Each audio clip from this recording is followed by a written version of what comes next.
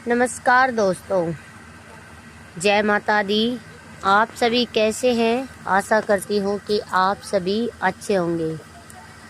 कहा जाता है कि गुप्त नवरात्रि का प्रत्येक दिन साधना, भक्ति और आत्म शुद्धि का विशेष अवसर होता है। तृतीया तिथि का दिन देवी के तेज, साहस और कृपा का प्रतीक माना जाता है। इस दिन श्रद्धापूर्वक की गई पूजा और वास्तविक संकल्प मन को सकारात्मकता से भर सकते हैं।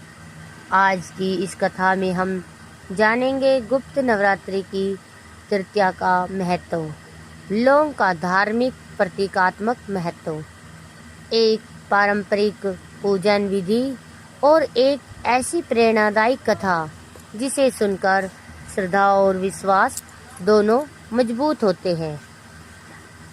दोस्तों, आज की यह वीडियो बहुत ही महत्वपूर्ण है। कृपया इस कथा को अंत तक जरूर सुने और हमारी कहानी में अंत तक बने रहें। प्राचीन मान्यताओं के अनुसार लौंग को सुगंध, पवित्रता और मंगल का प्रतीक माना गया है। पूजा में इसका उपयोग वातावरण को सुगंधित और सात्विक बनाने के लिए किया जाता है। जब इसे देवी की आराधना में श्रद्धा और सच्चे मन से अर्पित किया जाता है तो भक्त अपने जीवन में सकारात्मक परिवर्तन की कामना करते हैं। चलिए दोस्तों, इस उपाय को एक कहानी के माध्यम से आपको समझाते हैं। एक प्राचीन नगर में माधव नाम का एक निर्धन लेकिन धर्मपरायण व्यक्ति रहता था।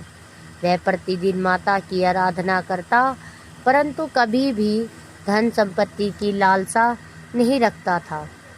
उसका विश्वास था कि माँ की कृपा से मन की शांति सबसे बड़ा धन है। गुप्त नवरात्रि की तृतीया आई।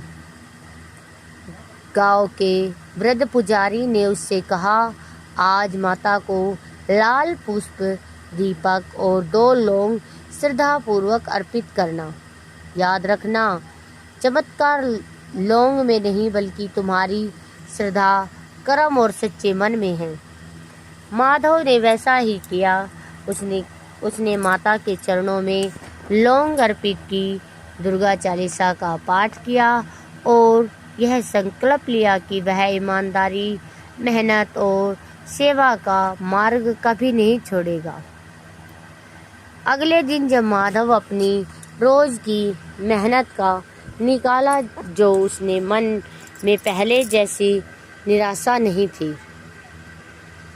उसे लगा जैसे मानो माता ने उसके भीतर नया साहस भर दिया हो। उसी दिन गांव के एक प्रतिष्ठित व्यापारी ने उसकी ईमानदारी देखी और उसे नियमित काम देने का निर्णय लिया। कुछ ही दिनों में माधव की मेहनत की चर्चा पूरे गांव में होने लगी। लोग कहते, यही वही व्यक्ति है जो हर समय हमारा काम पूरी निष्ठा से करता है। धीरे धीरे उसकी आमदनी बढ़ने लगी। उसने सबसे पहले अपने माता पिता की सेवा की, फिर जरूरतमंदों की सहायता शुरू कर दी।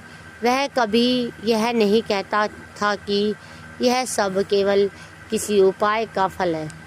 वह हमेशा कहता, माता ने मुझे सही सोच, धैर्य, धर्म करने की शक्ति दी है। यही गुप्त नवरात्रि का वास्तविक संकेत भी है। पूजा का उद्देश्य केवल धन की कामना नहीं, बल्कि मन की शुद्धि, विवेक और अच्छे कर्म की प्रेरणा प्राप्त करना है। जब मन बदलता है तब जीवन की दिशा ही बदलने लगती है। अब जानिए तृतीया के दिन लौंग अर्पित करने की एक पारंपरिक पूजा विधि। सुबह स्नान करके स्वच्छ वस्त्र धारण करें। माता दुर्गा के सामने घी का दिया जलाए, लाल पुष्प अर्पित करें। 2 या 5 लौंग श्रद्धा से माता के चरणों में रखें।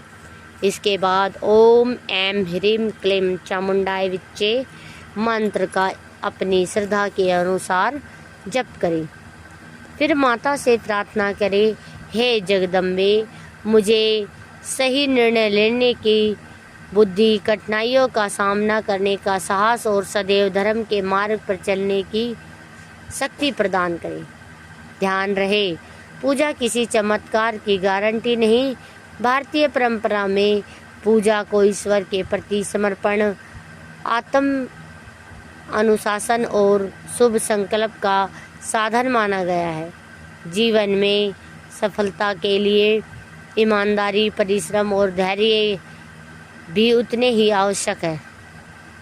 कुछ समय बाद माधव का जीवन पहले से कहीं अधिक सुखी हो गया, लेकिन उसने कभी अहंकार नहीं छोड़ा, अहंकार नहीं किया। वह हर गुप्त नवरात्रों में माता का धन्यवाद करता और गांव के लोगों को यही समझाता कि सच्ची समृद्धि केवल धन नहीं बल्कि आस्था है। स्वस्थ परिवार, अच्छा चरित्र, संतोष और सेवा भाव भी है। कथा का संकेत यही है, यदि गुप्त नवरात्रि के तृतीया पर आप श्रद्धा, भक्ति और सत्कर्म का संकल्प लेकर माता की पूजा करते हैं तो आपके भीतर सकारात्मक परिवर्तन आ सकता है। यही परिवर्तन आगे चलकर जीवन में अच्छे अवसरों का कारण बन सकता है। तो दोस्तों, यह थी आज की वीडियो, आज की कथा थी। तो कैसी लगी कमेंट बॉक्स में हमें ज़रूर बताइएगा। अगर वीडियो आपको अच्छी लगी हो तो लाइक, शेयर और सब्सक्राइब करना न भूलें। फिर मिलते हैं एक नई कथा के साथ, तब तक के लिए राधे राधे दोस्तों।